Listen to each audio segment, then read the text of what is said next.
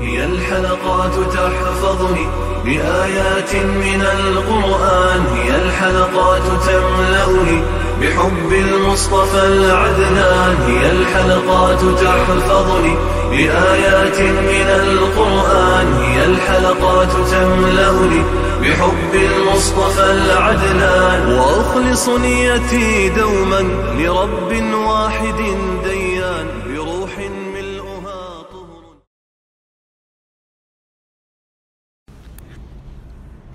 Hud suresi tefsiri 91. ayetini başlayıp okuyayım inşallah. Bismillah, elhamdülillah ve salatu ve selam ala Resulillah ve ala alihi ve sahbihi ecma'in. Esselamu aleyküm ve rahmetullahi ve berekatuhu. Tövende diktanlağa İbn Kesir rahimahullah'ın Kur'an-ı Kerim tefsiri Uygurca tercümesi Hud suresi 91. ayetinden başlayıp okuyayım inşallah. Euzu billahi mineşşeytanirracim. Ula ey Şuayb, biz senin aytqanlarının nurğununu düşenmeymiz. Biz elbette seni aramızda küçsüz adam dep qaraymiz. Senin kavm qarindaşların bolmaganda idi. Biz seni çokum taş kesek qılıp öldürüp etdik. Sen bizge aytvarlık emessen dedi. Şuayb aytdi: ey kavmim, menin kavm qarindaşlarım sizlarga Allah'tanmı aytvarlıkmı?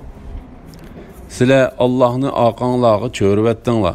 Yani Allah'a itaat qılmadinglar ve Allah'ını ulug'lamadinglar. Rabbim sizlarning qilmishlaringlardan elbette to'liq xabardardir.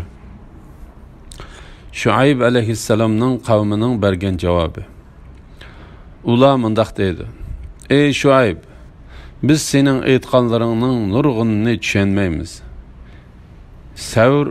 Savri mundaq deydi: Şuayb alayhissalom peygamberlerinin en natiqi dep qarıldı. Biz elbette seni aramızda küçsüz adam dep qaraymiz. Suddi bu ayet haqqında mundaq deydi: sen en aciz bir adamsan. Abu Ravq mundaq dedi: sen har adamsan, çünkü senin cemaatın senin dininde emas. Senin kavm qarindaşların bolmaganda idi, biz seni çokum taş kesek qılıp öldüretdik. Yani senin kavm qarindaşların bizge aziz kişilerden bolmaganda idi, biz seni elbette çamma kesek qılıp öldüretdik. Bazı tefsirşünaslar biz seni elbette tıllaytdik degenlik boludu dedi. Sen bizge aytvarlık emessen. Yani bizden aldığımızda senin izzet hürmetin yok. Şuayb aleyhisselamның kavmiga reddiye bergenliki. Şuayb aytdi: ey kavmim, menin kavm qarindaşlarım sizlarga Allah'tanmı aytvarlıkmı? Büyük ve yüksek Rab Allah Teala'ga boysunuşni ulug'lab, mana çekilişini ve Allah Teala'nın peygamberiga yamanlık kılışını taşlamay, kavm qarindaşlarımni çoğun bilip taşlamsizlar. Sizlar hakikaten Allah Teala'ga itaat kılışını arqanlağı çörüp etdinglar. Yani Allah Teala'ga itaat kılmadinglar ve Allah'ını ulug'lamadinglar. Rabbim sizlarning qilmishinglardan elbette to'liq xabardardir. Yani Allah Teala sizlarning hamma ishlaringlarni bilib turdi ve shuningga qarata sizlarga mukofot yoki jazo berdi. Ey kavmim, sizlar öz yolunglar boyunca hareket qilinglar. Menmi elbette öz yolum boyunca hareket qilay. Uzoq qalmay kimning rasvo qilg'ichi azobga duchor bo'ladiganligi va kimning yolg'onchi ekanligini bilsizlar. İşinlarning oqibatini kutinglar. Shubhisizki men sizlar bilan birga kutaman. Bizning ularni halok qilish farmonimiz tushgan chaqda Şuaybni ve uning bilan birga iymon etganlarni marhamat qilib qutuldirdik. Özleriga zulm qilganlarga qattiq ovozdan paydo bo'lgan zilzila yuzlandi. Ular öz öylərində o'ltirgan pet qetib qoldi. Goya ular öylərində turmagandek. ya'ni yaşamagandek bolup qaldı.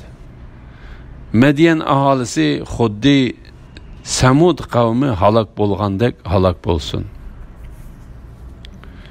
Şuayb alayhissalamning qavmiga tahdid salganligi. Allah Taala'nın paygamberi Şuayb alayhissalam ularning öz da'vatiga ovoz qo'shishidan umidini uzgan chaqda mundaq dedi.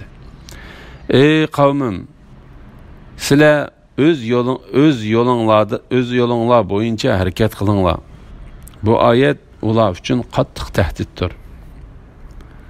Men albatta öz yo'lim bo'yicha harakat qilay. Uzoq qolmay kimning rasvo qilg'uchi azobga duchor bo'lganligi va kimning yolg'onchi ekanligini bilsizlar. Ya'ni men yolg'onchimi yoki sizlar yolg'onchimi, buni yaqinda ko'rsizlar. İşinglarning oqibatini kutinglar. Shubhisizki menmo sizlar bilan birga kutaman. Bizning ularni halok qilish farmonimiz tushgan chaqda Şuaybni va uning bilan birga iymon etganlarni marhamat qilib qutuldirdik. O'zlariga zulm qilganlarga qattiq ovozdan paydo bo'lgan zilzila yuzlandi. Ular o'z uylarida o'ltirgan peti qetib qoldi. Ya'ni ular harakatsiz holda jimib ketdi.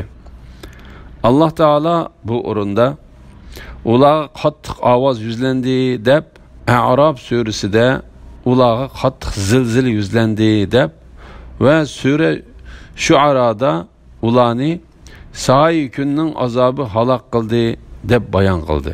Halbuki ular bir ummatdir. Ularga azob kelgan kuni bu azoblarning hammasi keldi. Allah Taala her bir o'rinda shu o'ringa munosib oyatni bayon qildi. Masalan, A'rob surasida ular: "Ey Şuayb, seni çoqum ägeş küçülerin, ya'ni sana iymon etganlar bilan qo'shib shahrimizdan haydab chiqaramiz" deganligi uchun shu o'rinda qattiq zilzilani bayon qilish munosib bo'ldi. Shuning bilan shu qattiq zilzila u zaminda zulm qilgan va payg'ambarlarni u zamindan haydab chiqarib o'tmoqchi bo'lgan zolimlarni halok qildi. Bu o'rinda ular payg'ambari Şuayb alayhissalomga so'zlaganda adabsizlik qilganligi uchun qattiq ovoz kelib ularning abadiy jimiq turilganligi bayon qilindi. Shuara surasida bo'lsa ular: "Agar so'zingda rostchilardan bo'lsang, bizga osmondan azob tushirgin" deganligi uchun Allah Taala ular Şuaybni inkor qildi. Ularni sa'i kunning azobi halok qildi. U haqiqatan buyuk kunning azobi edi dedi. Mana bu Qur'onning nihoyat inchki sirlaridir. Inchki sirlardir. Jami hamd sana doim Allah Taala xosdir. Goya ular uylarida turmagandek, ya'ni yaşamagandek bo'lib qoldi. Medyen aholisi xuddi Samud qavmi halok bo'lgandek halok bo'lsin. Medyen aholisi Samud qavmining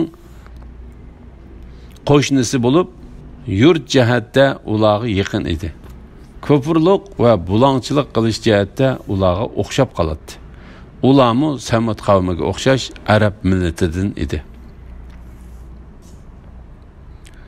Biz Musa'ni haqiqatan oyatlarimiz, ya'ni Allah'tan nazil bo'lgan dini ahkamlar va ro'shan dalillar, ya'ni mo'jizalar bilan Fir'avnga va uning qavmining cho'nglariga payg'ambar qilib avatdik. Ular Fir'avnning buyrug'iga bo'ysundi. Fir'avnning buyrug'i to'g'ri emas edi. Fir'avn qiyomat kuni boshlamchilik bilan o'z qavmini dozoqqa boshlab kirdi. U joy nima degan yomon? Ular bu dunyodami, qiyomat kunidami la'natga uchraydi. Ularga berilgan ikkili dunyoda la'natga uchrashdan iborat bu sovg'a nima degan yomon?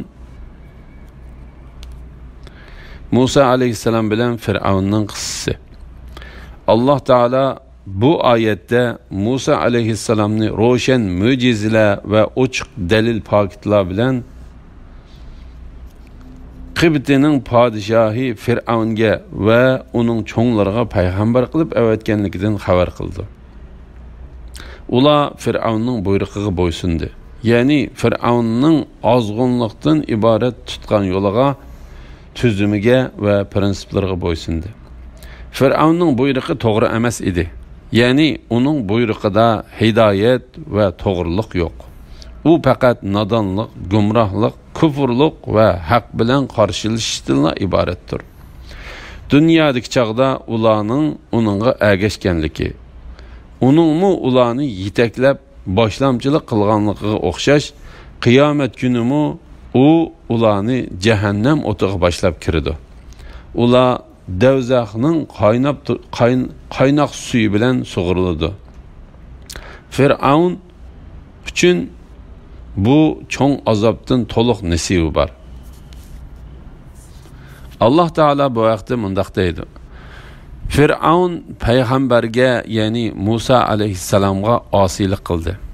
Ya'ni Fir'avn Musa alayhissalomga iymon etmay, uni yolg'onga chiqardi.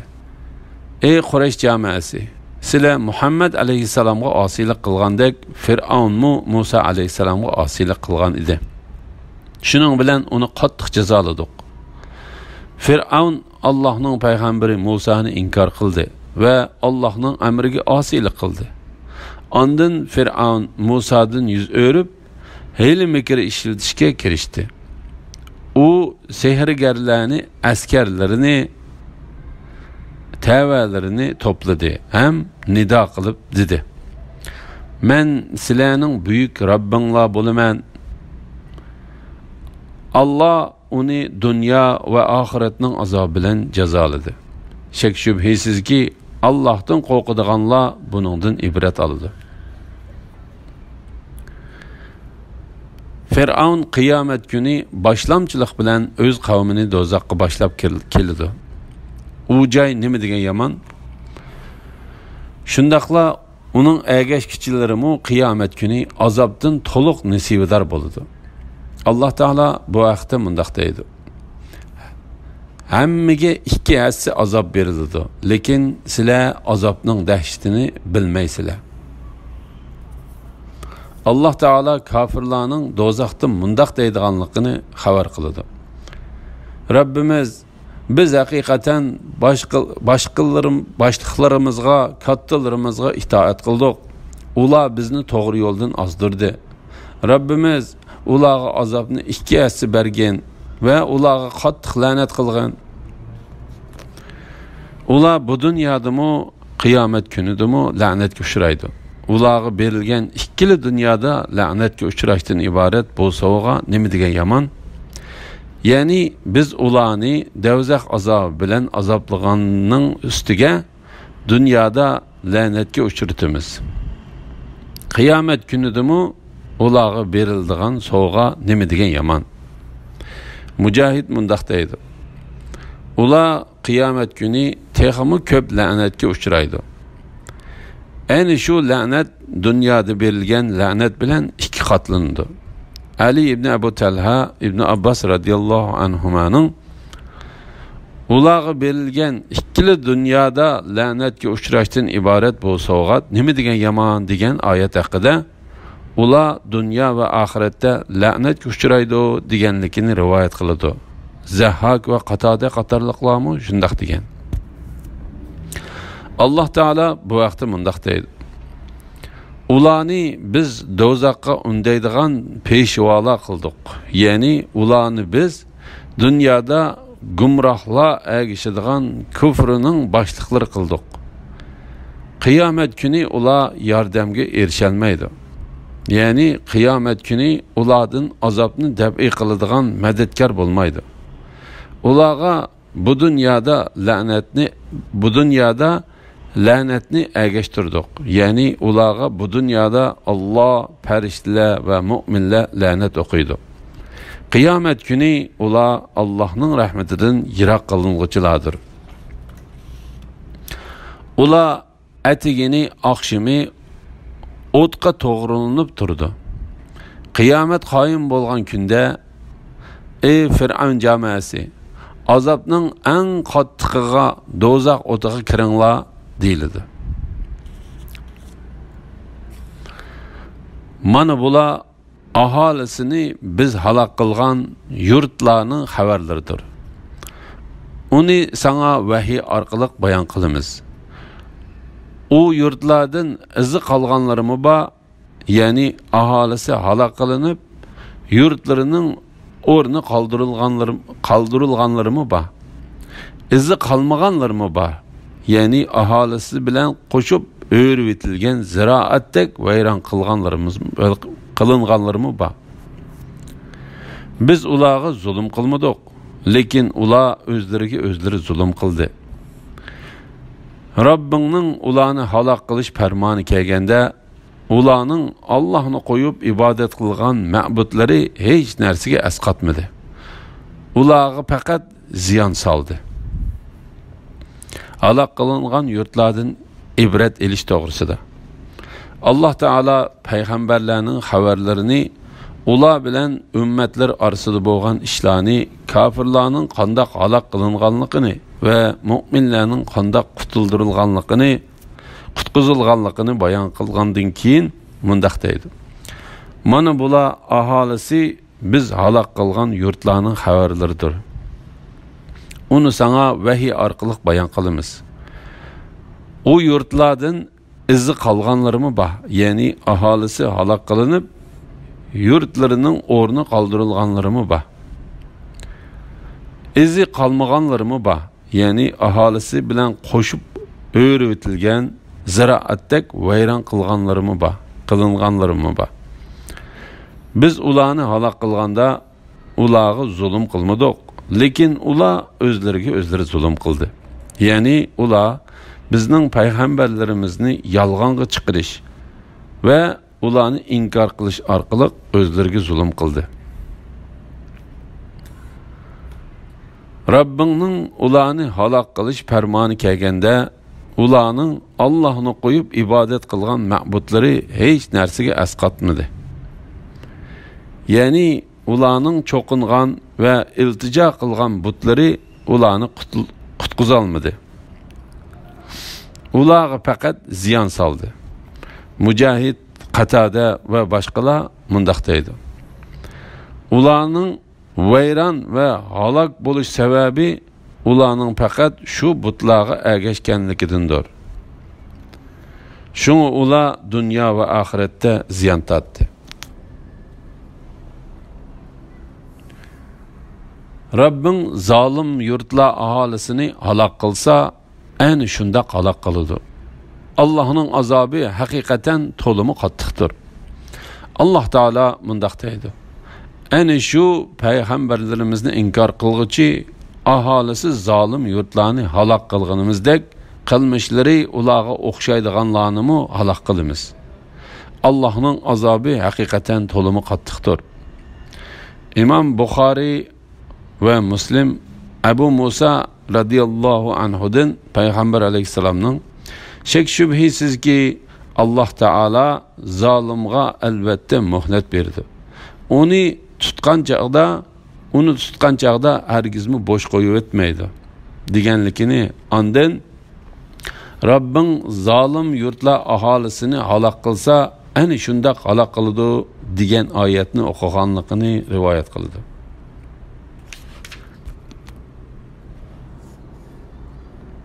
Ahiret azabından korkuduğun adam bu kıssadan elbette ibret aladı.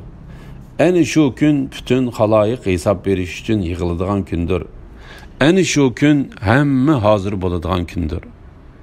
Onu yani kıyamet gününü biz muayyen müddetkiçe tehir kılımız. Kıyamet günü bolganda her kandak adam fakat Allah'tan icazet bolgandıla sözleydi. Ularning ba'zilari badbaxt bo'ladi, ba'zilari saodatman bo'ladi. Yurtlarning halok qilinishining qiyomatning qoyim bo'ladiganligining pokit ekanligi. Alloh taolo mundaq deydi. Shak shubhisizki bizning kofirlarni halok qilganligimiz va mu'minlarni qutqizganligimizda qiyomatni qoyim qilishdan iborat va'dimizning rostligiga albatta ibrat va vaz nasihat bor. Alloh taolo bu haqda mundaq deydi: shek shubhisizki biz payg'ambarimizga, mu'minlarga hayoti dunyoda va farishta, payg'ambar va mu'minlardan bandillarning amallariga guvoh bo'ladigan guvohchilar hozir bo'ladigan kunda albatta yordam beramiz. Ularga Rabbi mundaq vahiy qildi: zolimlarni cho'qim halok qilamiz. Ana shu kun bütün xaloyiq hisob berish uchun yig'iladigan kundir. Ya'ni ularning ilgirikillarimi, keyingilarimi yig'iladigan kundir. Alloh taolo bu vaqtda mundaq deydi: ularni, ya'ni insonlarni mashhargohga yig'amiz. Ulardan bir kishini qoldirib qo'ymaymiz. Ana shu kun hamma hozir bo'ladigan kundir. Ya'ni u katta bir kun bo'lib, o kunda farishtalar hozir bo'ladi. Payg'ambarlar yig'iladi. İnsanlar, jinlar, uçar qushlar, yovvoyi hayvonlar va chorva-mollar qatorliq barliq mahluqotlar to'planadi. O kunda Alloh taolo adil hukm chiqaradi. Alloh haqiqatan zarracha zulm qilmaydi.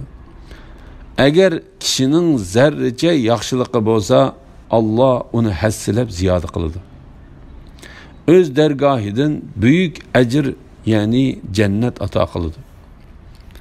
Uni, yani kıyamet gününü biz muayyen müddetkiçe tahir kılımız. Yani belgilengen müddetkiçe keçiktirimiz. Onun müddeti azrak mı işip ketmeydi, ya ki kemiyip kalmaydı. Kıyamet günü boğanda her kandak adem fakat Allah'tan icazet bolgandıla sözleydi. Allah Teala bu vaqtda mundaq deydi: ularning orasida mehribon Allohning izniga erishgan va to'g'ri so'zni qilganlardan boshqa hech ahadining so'z qilishga bo'lmaydi. Marhamatlik Allohning ulug'ligi va hayvatidan qo'rqib barliq ovozlar besqidi.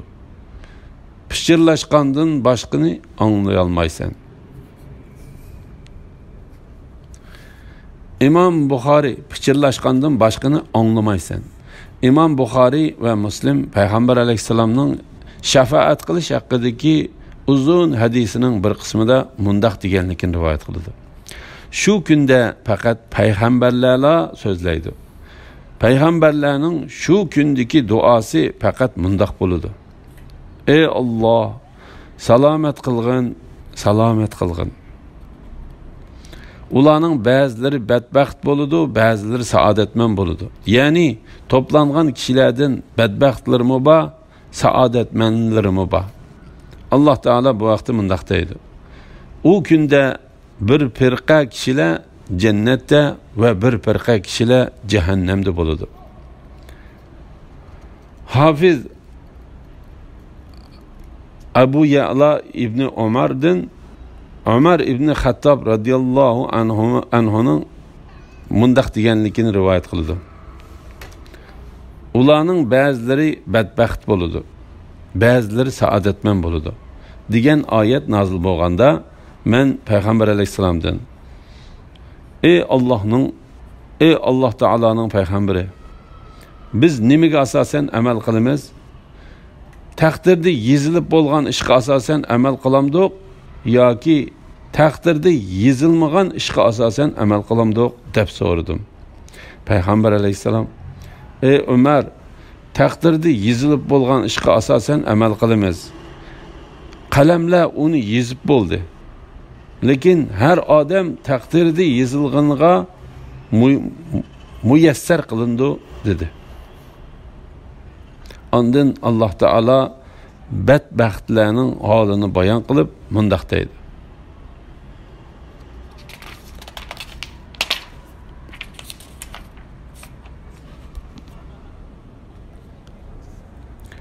Bedbaxtlarga kelsak, ular do'zaxga kirdi.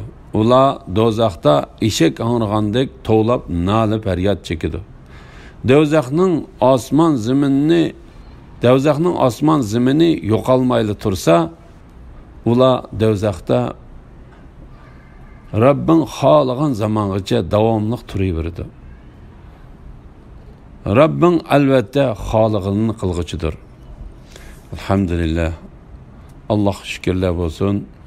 Yuqorida Hud surasi tafsiridan 105-oyatgacha angladinglar. Oxirini keyin qitimliq o'qishimizda davomlashtiramiz inshaalloh. Va sallallohu ala Muhammad va ala alihi va sahbihi va sallam. Assalomu alaykum va rahmatullohi va barakatuh.